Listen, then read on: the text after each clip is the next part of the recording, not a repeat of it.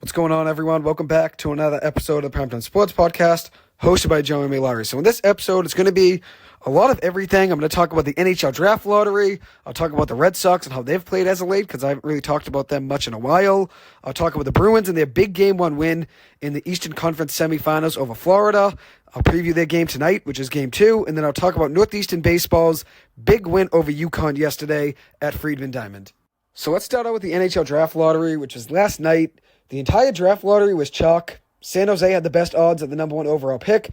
They ended up getting the number 1 overall pick, and then the rest of the draft order really just fell in line with the NHL Draft Lottery odds for the first overall pick. So if you were third for the best chances to get the first overall pick, you ended up with the third overall pick. So everything kind of just fell in line. It was all chalk at the end of the day. So I'll give a breakdown of the results right now, and then I'll give you guys my thoughts on San Jose landing the number 1 overall pick. So the first overall pick, like I said, is San Jose. The number 2 pick, Chicago Blackhawks. Number 3, Anaheim Ducks. Number 4, Columbus Blue Jackets. Number 5, Montreal Canadiens. Number 6, Utah, which is now going to be the Arizona Coyotes franchise, moving to Utah. Number 7, the Ottawa Senators. Number 8, Seattle Kraken. Number 9, Calgary Flames. Number 10, New Jersey Devils. Disappointing year for them. Number 11, Buffalo Sabres. Number 12, Philadelphia Flyers. Number 13, Minnesota Wild. Number 14, San Jose Sharks. They own this pick from their trade for Erik Karlsson with Pittsburgh. Number 15, the Detroit Red Wings. And then number 16, the St. Louis Blues. So San Jose with the first overall pick. They now have the chance to get Macklin Celebrini, the reigning Hobey Baker Award winner from this past season. 46 goals, 40 assists, 86 points in 50 games played for BU. Won the Hobey Baker at just 17 years old this past year. It was a very special year for BU and Celebrini. Adding Celebrini to a future lineup that already will include Will Smith from BC, who had 25 goals, 46 assists, 71 points as a freshman for the Eagles this season. And then also Cam Lund for Northeastern, 11 goals, 19 assists, 30 points from him. Lund's stats from his sophomore season were not eye-popping, just 11 goals, but he does have NHL talent for sure. I think he'll be a good player at the next level. Pure speed, good natural speed, has a good shot. He will be a good player at the next level. And then you add him to a lineup that will already include Will Smith and likely will include Macklin Celebrini. The San Jose Sharks are starting to build a good future for themselves. Have 2 top 15 picks in this year's draft. Probably going to get Celebrini at number 1. Then probably still get a good player at number 14 as well. And like I said, they own that pick, the 14th overall pick, from the Pittsburgh Penguins because of a trade for Erik Karlsson this past summer. So we'll see what the Sharks do in the draft. Like I said, though, the NHL Draft Lottery this year was a little bit disappointing. It was just chalk, 1 through 16. No team was able to jump what their draft lottery odds were. So a little bit disappointing.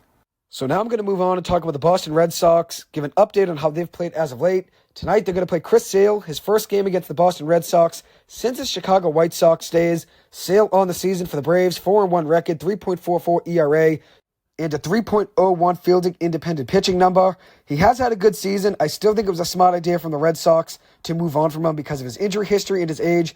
It made sense not to rely on him to try to stay healthy anymore. And the Braves gave the Red Sox a good return in Vaughn Grissom. Obviously, Grissom's a young player, has obviously a lot of room to improve upon and a lot of potential, and the Red Sox needed help in the middle infield, so the trade did make sense both ways. The Braves wanted to help out their pitching staff. The Red Sox obviously wanted to go out and try to get a young middle infielder. So it worked out both ways. And if you look at the Braves this year, with Spencer Strider going down with an elbow injury, now Chris Sale's presence in that rotation is even more important than it was at the beginning of the season.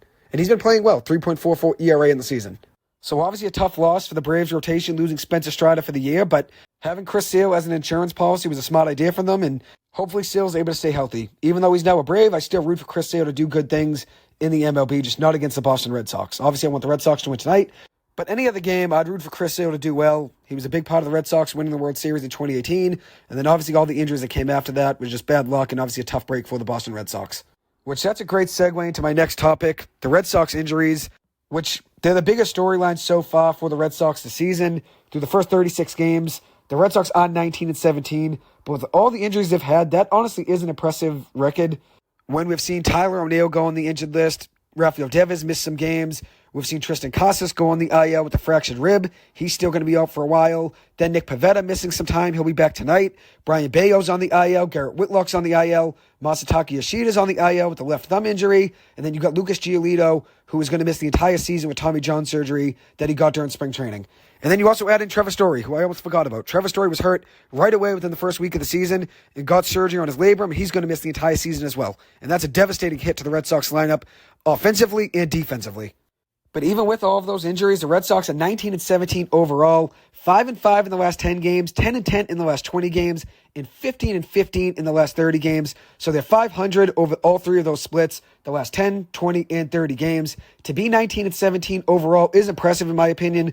With all of the guys going in and out of their lineup, and obviously out of the starting rotation, that's not a bad number, being 19-17 and only being 4.5 games out of first place right now. The starting rotation has stayed dominant no matter who's been in the rotation and no matter who's been pitching, even though they've had a lot of injuries. The Sox rotation still has been very good overall this season. So the Andrew Bailey effect is definitely legit. If you look at what he's done with guys like Kutter, Crawford, and Houck, two guys that I was very high on heading into the season. I've been very high on them over their Red Sox careers.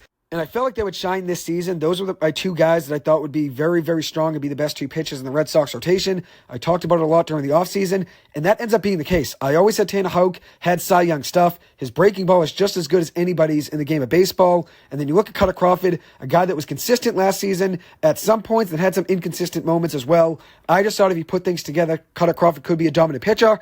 And we've obviously seen that this season. That's another one of my predictions was Kutter Crawford would be an All-Star this year. And right now, the way things are going, Kutter Crawford and Tanner Houck both deserve to be in the All-Star game. Kutter Crawford, 2-1 record, 1.75 ERA, 1.08 whip with a 2.38 ERA plus, which is fourth best in the game of baseball. Tanner Houck, 3-3 record, 1.99 ERA with a .97 whip, a 2.09 ERA plus, ninth best in the game of baseball. And then a 2.06 fielding independent pitching number, which short for fielding independent pitching is just FIP. He has a 2.06 FIP on the season, which is the best in the MLB. So Andrew Bailey's effect on this rotation is definitely something that's been special this season. Guys like Kutter Crawford, Tanner Houck have excelled, and they're obviously two of the best pitchers in the game of baseball to start the year.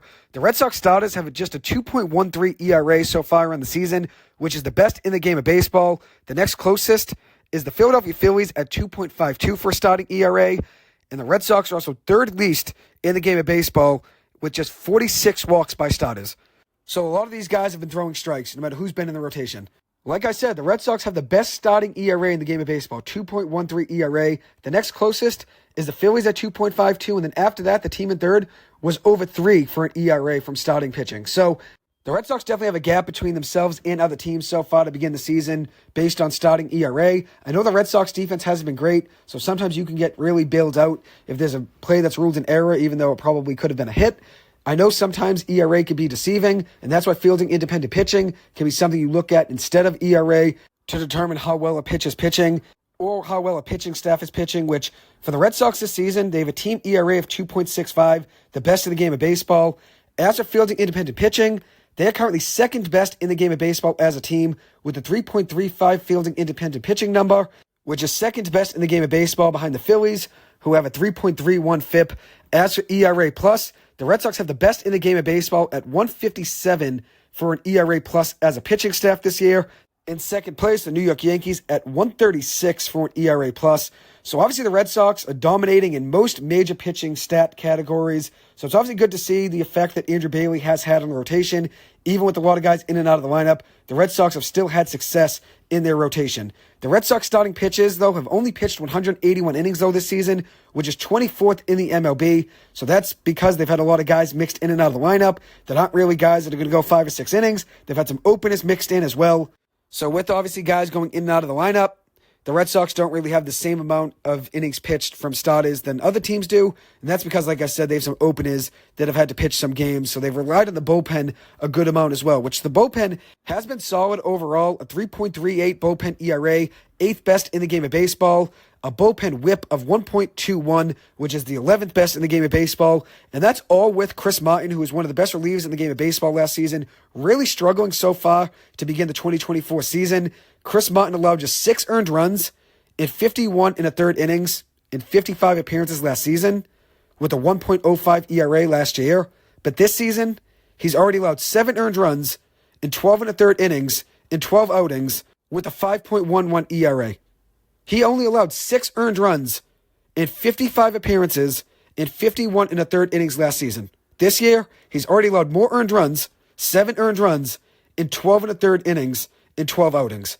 So even with Chris Martin struggling, the Red Sox bullpen has still been solid overall. And that's because of guys like Justin Slayton, Greg Weissert, 2 guys that have really stepped up, Justin Slayton has been strong overall. I know he had a struggle last night against the Braves. He gave up 2 runs and got the loss in yesterday's game. But overall this season, 1.8 ERA, 2.14 FIP, and a .8 whip on the year. And then Greg Weissert, a piece in the Alex Verdugo trade to the Yankees, 1.17 ERA, .91 whip, and a 3.34 FIP. Those are 2 guys that have really stepped up. Weissert was part of that Verdugo trade, like I said. And then the Red Sox made a trade in the offseason in December to get Slayton from the New York Mets. The Mets actually picked him up in the Rule 5 draft, and then they ended up trading him to the Boston Red Sox in exchange for Ryan Ammons and cash. So it seems like that worked out for the Red Sox as well. Ryan Ammons, who the Red Sox traded to the Mets in that trade, is pitching in single A for the Mets right now for St. Lucie. He's 0-1 with a 2.57 ERA with 10 strikeouts to 7 walks in 7 innings pitched. We'll see how things work out for him, but obviously I do like this trade as a Red Sox fan, considering Justin Slayton's a guy that contributed right away to this Red Sox bullpen, and that's what the Red Sox needed. They needed guys that could contribute right now. As for the guy they traded, Ryan Ammons, he's still in single A. He still has a ways to go to get to the MLB, like I said. Who knows? He might get there one day. You never know. But adding Justin Slayton to this bullpen rotation was a smart idea by Craig Breslow. One experiment that hasn't really gone right, in my opinion, from Craig Breslow is the Garrett Cooper experiment at first base. He's really done poorly at the plate. 1 for 16 in his short Red Sox career so far. 273 OPS with an .063 batting average, .063 batting average so far through 16 at-bats. Dom Smith hasn't really done great either at first base. A 200 batting average, 4 for 20 at the plate with a .488 OPS. Bobby Dahlbeck got sent down to AAA. He was 7 for 53 in the major leagues with a 132 batting average and a 377 OPS. I was impressed with Dahlbeck's defensive ability at first base, though. He's definitely a better first baseman now defensively than he was a couple years ago when he was the normal everyday starter at first base back in 2021. He's definitely better over there now. Definitely more comfortable, it seems like. But he's obviously struggling at the plate in the majors. But in Worcester, he's doing pretty well at the plate. 3 home runs, a 1027 OPS in just 6 games playing for the Worcester Red Sox. It's obviously just a problem in the MLB for him, though, is the fact that he's always down in the count with 2 strikes on him in the MLB. He'll probably get another chance at some point. We'll see what happens. But I do think the Red Sox have to go out and try to find an answer at first base until Tristan Casas is able to come back and play again from his rib injury. I'm thinking maybe they give Will Myers a chance. He's 33 years old now. I know he's a little bit older. He's not that top prospect that he once was, but he's a guy that can play first base, can play the outfield as well. He's currently a free agent. I know he struggled last season for the Reds with just 3 home runs, 12 runs batted in, and a 541 OPS in 37 games. But in the 3 seasons prior to last year, for the Padres, he hit 39 home runs in 279 games with a 264 batting average and a 794 OPS. I think it's worth the Red Sox giving him a shot at first base. He is currently a free agent. Another option right now, it's a free agent as well, is Brandon Belt. He's 36 years old. I know he's up there in age, but he had an 858 OPS last season with 19 home runs for the Toronto Blue Jays. He only had 254 for a batting average, but all of those numbers I mentioned right there, OPS, home runs, and batting average, all of those are better than what the Red Sox have gotten at first base without Tristan Casas in the lineup. So I do think it's time for the Red Sox to maybe go out and try to get another person to maybe play first. Maybe you keep Dom Smith for a little more and try to give him another chance. But for Garrett Cooper, it really hasn't gone well just yet. Maybe with more at-bats, he'll get more consistent. Who knows? But from what I've seen right now, the Red Sox should at least contemplate looking to try to add someone else to play first base until Tristan Casas is back. So now I'm going to move on and talk about the Boston Bruins, who had a big Game 1 win on Monday night over the Florida Panthers. The Bruins have had 2 great wins in a row. Game 7 over Toronto was a crazy game to watch on Saturday. That had last year written all over it. After the Bruins lost Game 5 and Game 6 with a 3-1 lead last year to Florida, they ended up losing Game 7. The Bruins had a 3-1 lead against Florida, lost Game 5 in overtime, lost Game 6, and lost Game 7 in overtime. This year, it was the exact same way as it was last year. The Bruins won Game 1 of the first round, lost Game 2, both of those games being at home for the Bruins. Then the Bruins won Game 3 and 4 with a 3-1 lead heading back to Boston for Game 5. The Bruins lost in overtime both of these years, last year and this year, losing Game 5 in overtime at home, then losing Game 6 on the road in regulation against Florida and Toronto, and then going back to Boston to play Game 7. Last year, the game went to overtime just like this year. The Bruins lost in overtime last year to Florida in Game 7, but this year the Bruins found a way to win in overtime. An exciting win, and obviously saves this Bruins franchise. Had they lost that game and lost a 3-1 lead in 2 years in a row, which would have been the first franchise in the MLB, NBA, and NHL to lose a 3-1 lead in 2 consecutive years in the playoffs. So the Bruins really did catch a break.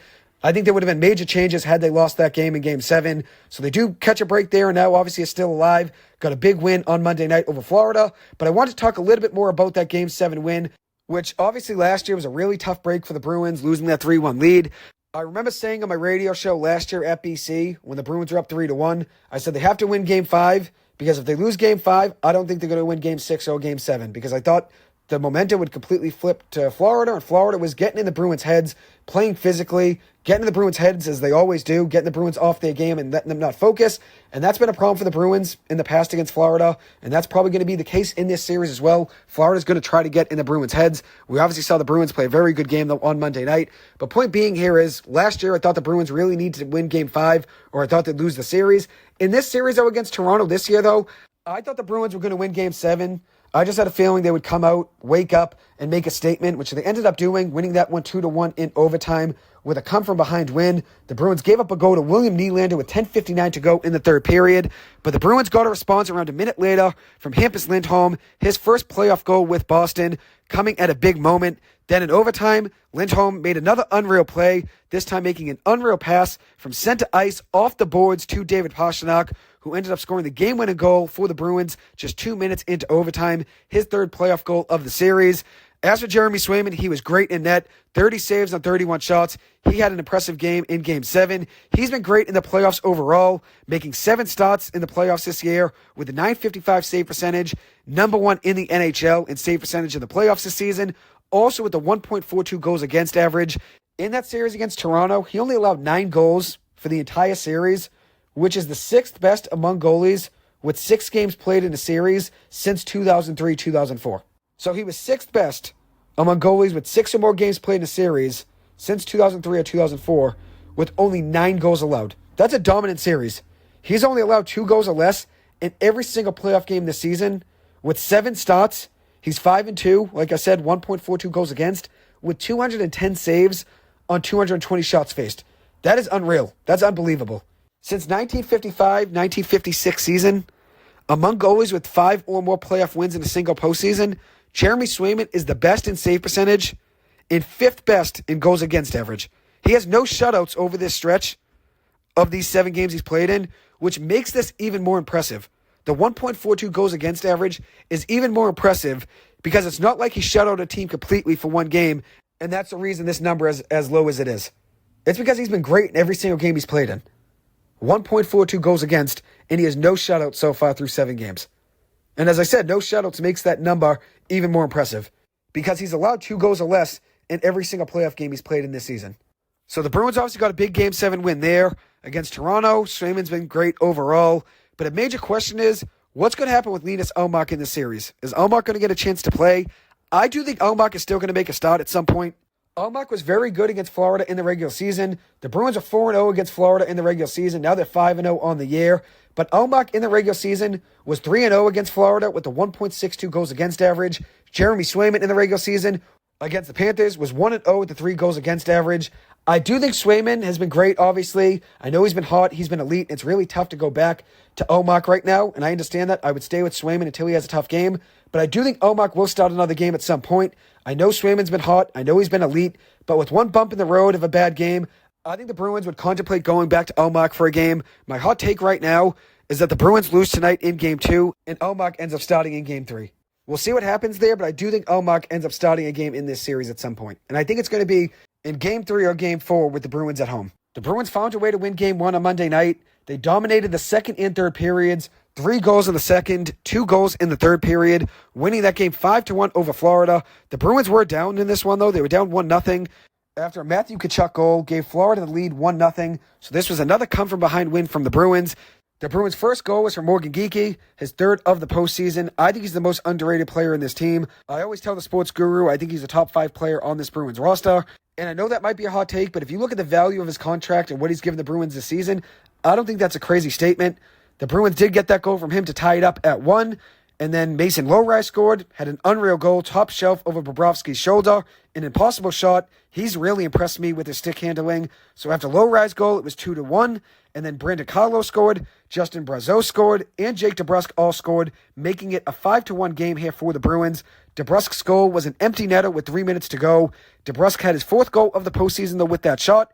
which leads the Bruins so far in the playoffs. The Bruins played more physical than Florida did in this game, picking up 69 hits to Florida's 54. Florida did win in the shots on goal category, 39 to Boston's 29, but Jeremy Swayman was great in net, 38 saves on 39 shots.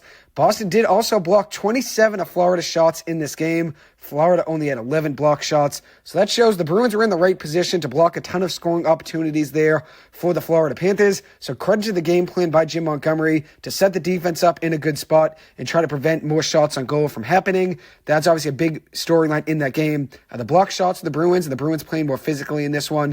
And then obviously them taking the momentum away in the second period.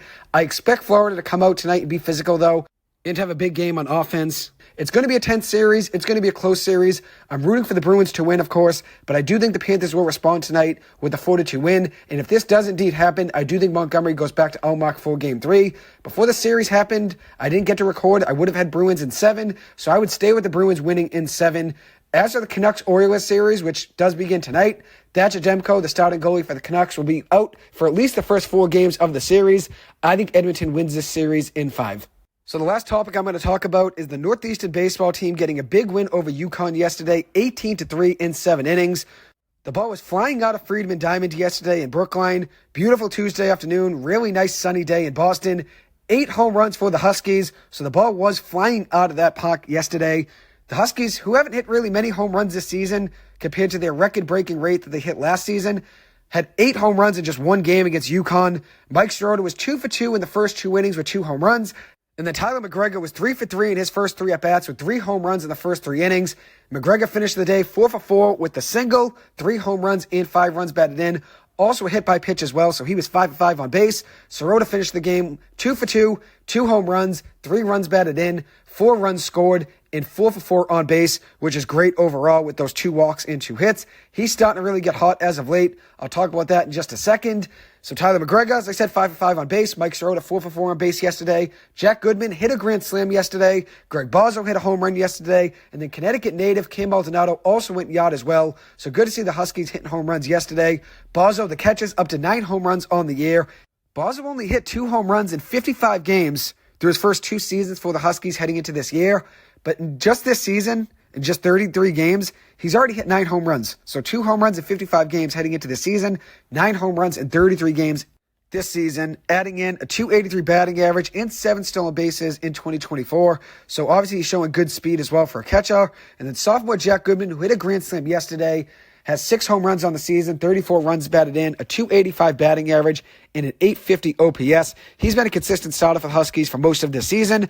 One guy that's getting hot as of late is Mike Sirota. He's been on a heater as of late. His last 14 games, he's hitting .319 for batting average with 5 home runs, 14 runs batted in, 17 runs scored, 11 strikeouts to 21 walks over those 14 games with a .1270 OPS over that stretch as well. He's seeing the ball very well at the plate. Northeastern's lineup is so dangerous because of guys like Sirota, like McGregor, like Luke Beckstein, like Alex Lane.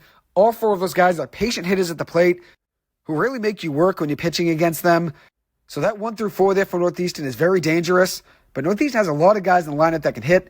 But of those 4 that I just named, Lane's hitting .389 on the season for batting average, 14 home runs, 1180 for an OPS, and 68 RBIs. Tyler McGregor, 400 batting average, 1277 OPS, 17 home runs, 66 RBIs. Sirota's now up to .274 on the season with a .936 OPS. He's really heating up as of late, which is great to see. And then Luke Beckstein, .322 batting average on the season, .943 OPS, 2 home runs. 4 very talented hitters, though, and obviously 4 guys that opposing pitchers do not want to face. So big win there for Northeastern, 18-3. Yesterday they got the win.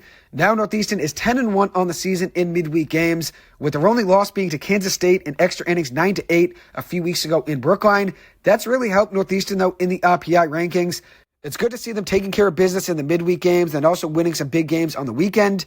Winning big games during the week is important. Sometimes just one bad loss against a team that you should beat in a midweek game separates you from making an at-large bid in the tournament or not. So it's obviously great to see Northeastern putting themselves in a good position to be an at-large bid in the NCAA tournament if they were to not win the CAA tournament in just a few weeks. Northeastern is now 33-13 on the year, up to 34 in the RPI rankings with some good wins on the season, 2 of them over UConn, 2 wins over BC, a win over Georgia Tech, and they were also 1-2 against a good UNCW team. But now Northeastern has a chance to make up even more ground, playing a good College of Charleston team this weekend. on the road, a big series for Northeastern. Looking forward to seeing them finish the season on a strong note. And you're seeing a lot of guys in that lineup heat up at the right time. So I'm excited to see what they do in a couple weeks when the CAA tournament rolls around. I'm always rooting for these guys. I've not gone to as many games as I wanted to this season, but I'm always rooting for Mike Levin, Mike Sirota, Tyler McGregor, and the rest of the team. Excited to see what they do through the rest of the season. Anyways, that'll wrap up this episode. Thank you guys so much for taking the time to listen to this. As always, I appreciate it. I hope you guys have a good one. I'll see you guys in the next episode. Thank you.